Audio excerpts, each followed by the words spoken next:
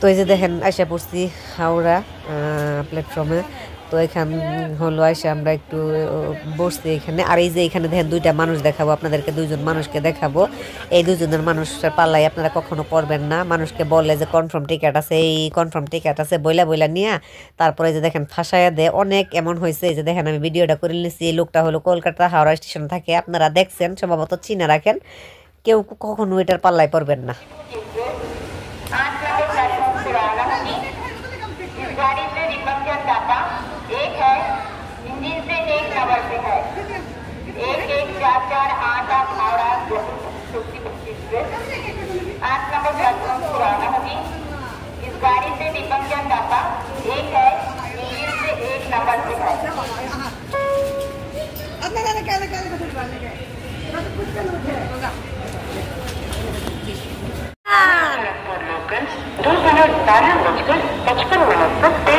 Number platform से रवाना होगी। 3 8 7 8 हावड़ा लोकल দুপুর 12টা বেজে 55 মিনিট তেরো নতুন প্ল্যাটফর্ম থেকে ছাড়বে। তো এই যে দেখেন ট্রেন চলে আসছে। তো সবাই ওঠার জন্য একদম রেডি হয়ে যাচ্ছে। ট্রেন আসার সাথে সাথে মানুষ কি সুন্দরভাবে রেডি হয়ে যায় একদম। দেখেন এখান দাঁড়ানির সাথে সাথে দেখবেন 2-1 মিনিটের মধ্যে সবাই উঠে পড়ে। খুব ভালো লাগে ট্রেনের যাত্রা, সত্যি কথা বলতে খুবই খুবই আনন্দ। সেটা যদি হয় ফ্যামিলির সাথে তো আর কোনো কথাই নাই। তো এই যে দেখেন যারা যারা নামার উচিত তারা তারা নেমে যাচ্ছে, আর যারা যারা উঠবে তারা রেডি হয়ে যাচ্ছে।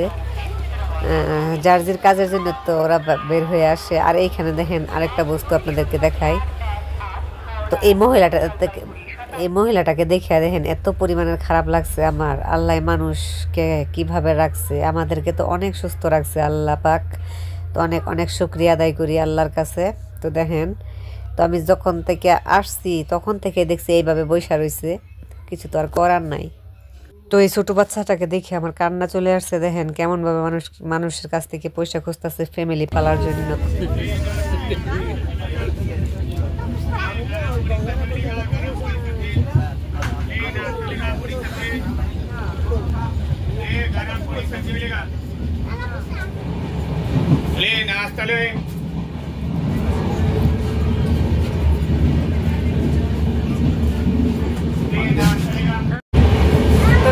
আর 2 ঘন্টা সময়, 2 ঘন্টা মতো লাগবে। তো গুয়াহাটি গিয়ে পৌঁছে যাবো। দেখেন কালকে রাত্রে ঘুমাইছিলাম যে লিপস্টিক কিছু পরি নাই কে।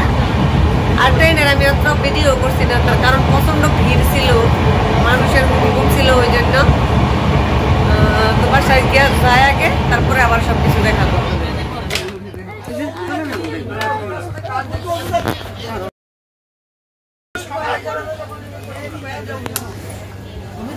যে গুয়াহাটি এসে পড়ছি, এটা হলো কামাখ্যা। আর 10 মিনিটের মতো লাগবে না, আর 10 মিনিটের মতো লাগবে। দেখেন প্লেটফর্মটা কত সুন্দর।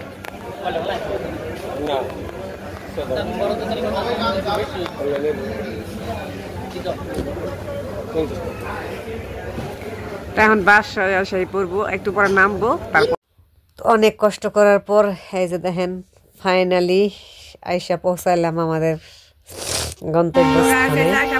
আহারি কষ্ট ট্রেনে।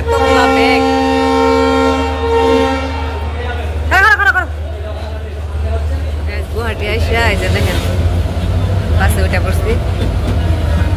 এখন হলো নগাঁও চলে যাবো সোজা। নগাঁও থেকে সিএনজি নিয়ে আমাদের বাসায় চলে যাবো।